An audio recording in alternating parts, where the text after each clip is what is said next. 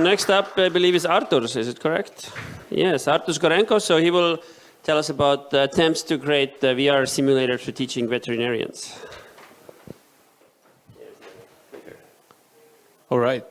Thanks. I'm Artur, co-founder of VetVR, and we're going to look into how we are taking our idea, VetVR, to make an actual impact.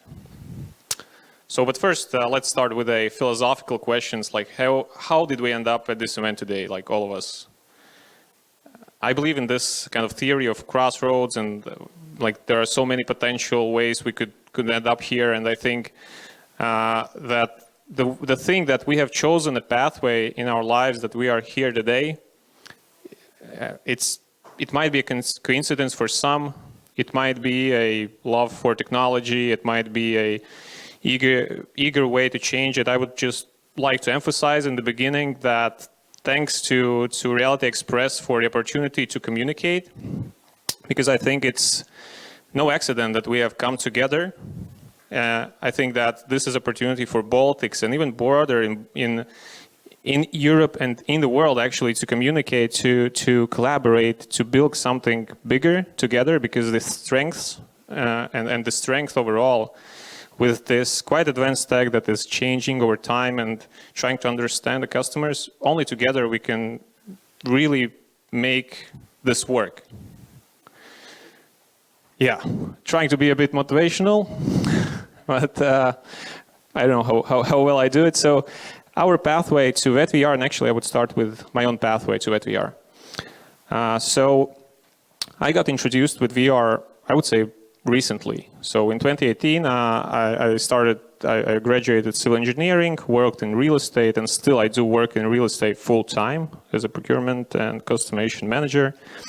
But in 2018, we had this interesting project where the company, and you know, the times pre-2022 were like money is not a problem.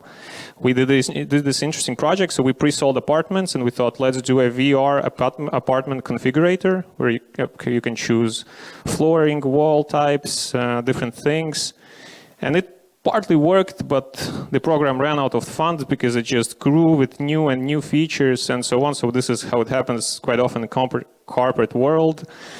And the initiative died, ran out of funds, but I really caught on this VR thing. I thought, hey, there's actually something in there, something that is valuable. You just need to dig deeper to uncover.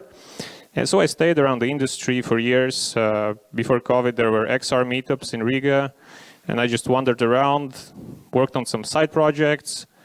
And then with one team, we looked and we thought, okay, what's really working in VR? What really produces value? Because there was so much hype living in metaverse, and we felt that education is where some of value really lies.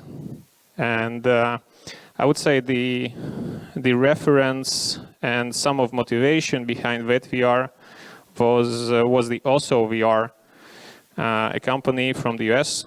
I think right now raised over 100 million, and their idea was to make surgery sequence training. So they were not looking into simulating world. They were not trying to make a simulation. It was more basic sequence training, and we thought, hey, how can we replicate this success? And that's where one of this pathways and crossroads happened in my life, where I met Nick, our family friend through mothers, who is veterinary doctor and lecturer in Estonia and in Latvia. And I personally also had an idea that if we just do a simple thing, if we just replicate also VR in veterinary field. I did market research. There were no real any strong players in the field. Some universities in the US trying to solve it. Some companies doing more entertaining type of thing. So yeah, we thought, let's deliver the similar value. So we started working on a prototype. We built a team, and I will cover that a bit later regarding the team. We thought, hey, let's validate it, let's check. We did vertical slice, kind of 10 steps of TPLO surgery and knee surgery on the dog's knee, and we started validating. We went to schools, we went to clinics, we spent, I think, 3 months overall traveling around this area, and we understood that something is not really working.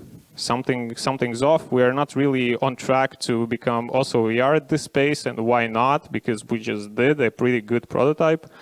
What's wrong? One of the things that we caught, and actually Nick, who is our veterinary vet, mentioned it from the beginning.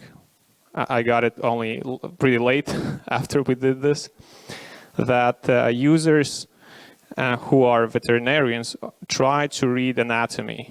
So they were not really looking for sequence training, they were needing anatomy. And we pivoted to anatomy education. And you know what? Why it all happened? Because it's really not that simple.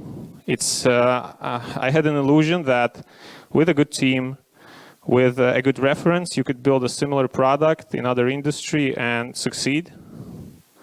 We had many learnings.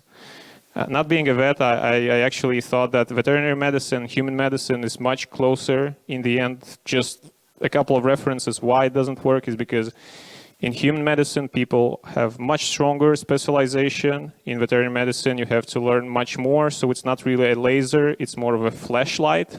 And it changes approach to learning, it changes approach to how they prepare, what they know, how do they repeat information. And then there are many under layers of things where it's just not that simple. It's not that you can just look at some business model that works in some specific industry and try to replicate it and really believe that you will be successful, because it's highly likely that in the other industry there is some specifics that you have to know. And some of the speakers already mentioned this is like the key knowledge, the key problems, the key things to uncover.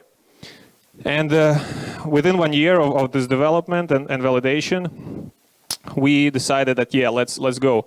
Let's go with anatomy. And this is how our team looks. I think it's pretty much this picture represents it more. We are kind of garage mode on, headsets on, let's go. Again, not that simple. So almost everyone has mortgages, families, getting married, blah, blah, blah.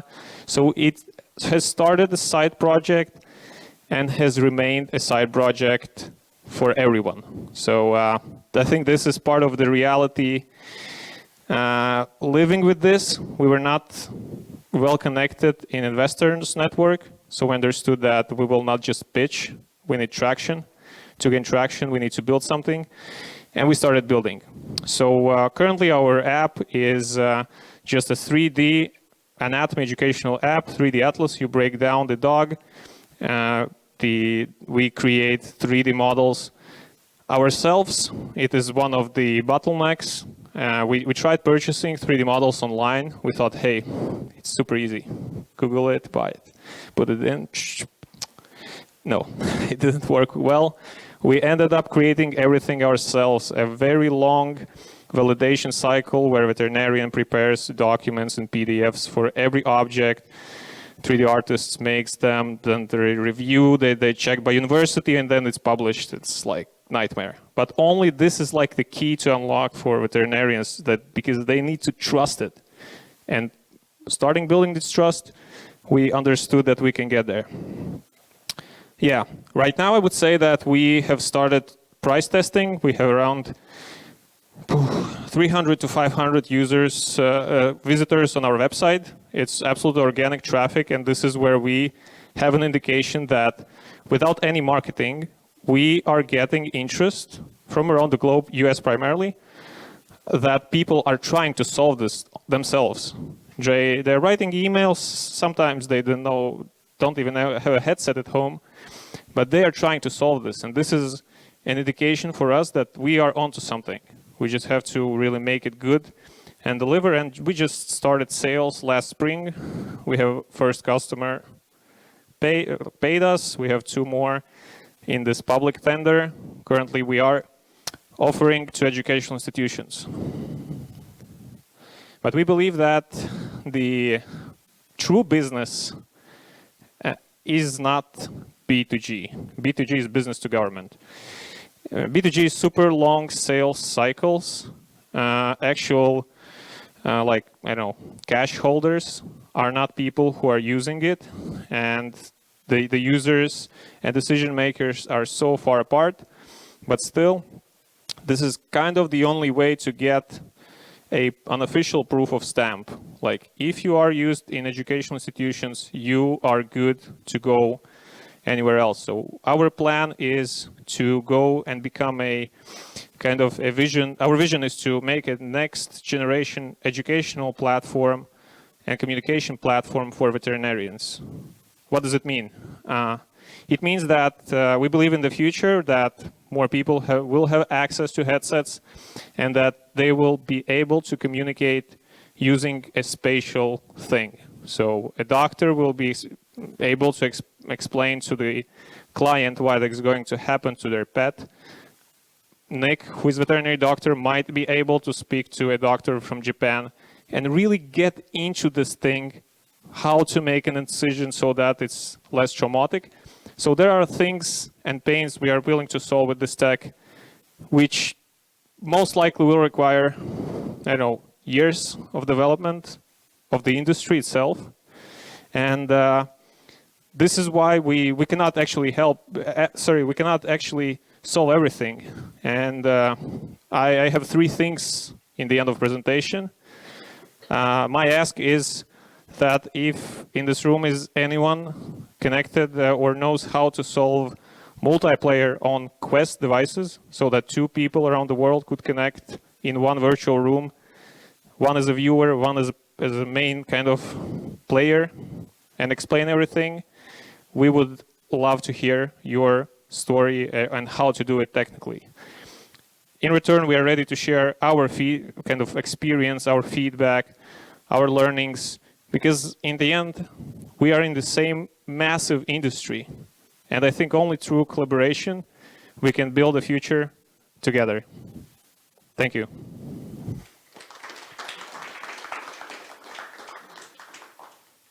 Any questions?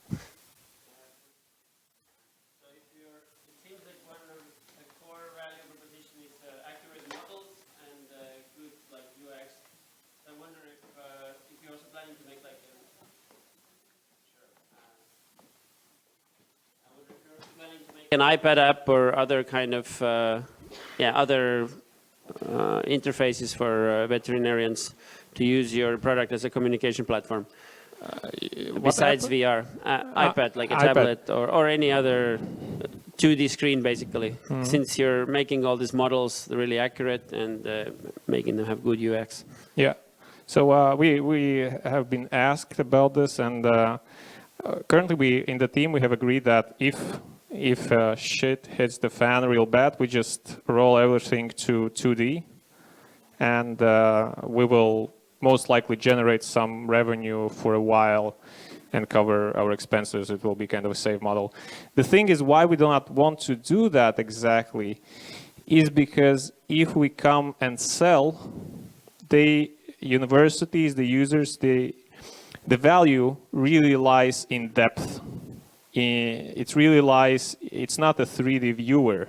It's a more interactive 3D environment that we are trying to make through interactive quizzes, interactive games.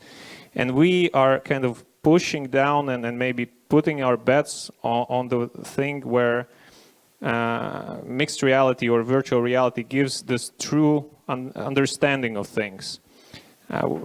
So I think in the end we will. But if we do it now, we will definitely generate revenue. But in the end, we will be shaped because of where the money flows, the business goes, kind of. If 2D apps generate revenue, we will end up doing 2D apps, and that's not really our motive. It's not why we are doing this. It's more that what Nick said. He says, yeah, I have pictures, I have videos, but how to get this aha moment when you rotate something a bit and you're like, yeah, I got it now.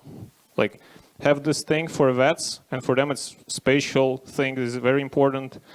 Understanding the nerve, in the muscles, like the bodies of humans, of dogs, are complex, and this is why we try to remain there. I think kind of as a as a follow-up to that, because from what I understand, you know, and I appreciate your honesty in saying, hey, we all have full-time jobs, we have, you know, mortgages, things like this. So in that, if are you familiar with Zygote Body? Right, the Google Body browser. Okay, so if I may humbly suggest, maybe give some thought, because as someone that's seen a lot of different training applications, and the need for saying, how can I look at this where I can quickly access it on my phone, like I'm looking at Google Body browser right now on my phone, yet can also scale to VR when I get home, because I need that spatial component, right? And I would just say, give some thought, because for what you need to do, and the reason why I mentioned Google Body browser is because they're running a human body in that, and we have actually been able to pull in segmentations of entire people. So you could essentially put your dog in the CAT scanner or the MRI, get that volumetric of them, and that's the model that you're using in addition to the one that you've modeled, right? So that veterinarian's able to show that surgery you're about to perform on my dog with my actual dog's body and not the modeled dog's body. All of that can run in a web browser.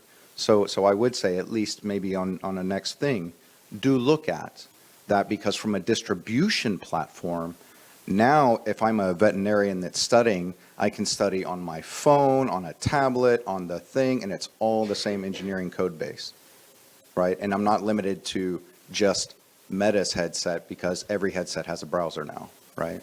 So for what it's worth, I'd be curious in the future if you've played around with that stuff, and then your thoughts, I guess, would be, so a question for the future of, as you explore these ways, because education is about, yes, you guys have a certain thing as a group, what you want to stay true to, which is amazing, yet you are going to have to be fucking flexible with what the market will pay for, right? And so that's the harsh reality of all entrepreneurs, is we have to accept that.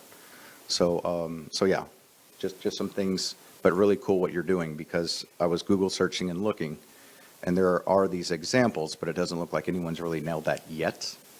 But since doing things in VR, as I'm sure you know from a neuroscience perspective, our brain stores that as a memory, not as an experience. So that's why I think, yes, stay with the VR that you're doing. Yeah, thanks for the feedback. And actually, yeah, maybe we should consider, we should be more flexible, thinking a bit more open-minded. Thanks. Thanks.